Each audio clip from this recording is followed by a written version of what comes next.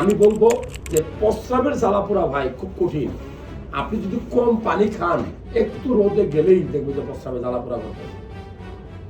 প্রস্রাবের ইনফেকশনের অন্যতম কারণ অবৈধ মেলামেশা।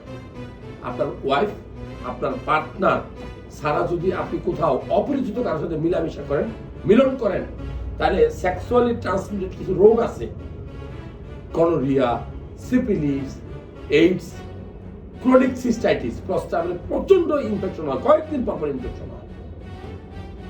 এই রোগগুলাও আপনার শরীরে প্রবেশ করতে পারে এবং এমন ইনফেকশন হবে প্রস্রাবের নালী দিয়ে আপনার পুষ পানি দিতে পারে। মারাত্মক, ভয়ঙ্কর। একবার যদি আপনি আক্রান্ত হন, মনে রাখবেন আপনার ওয়াইফও কিন্তু আক্রান্ত হতে পারে। আবার আপনি ওয়াইফ যদি আক্রান্ত হন, আপনার স্বামীও আক্রান্ত হতে পারে।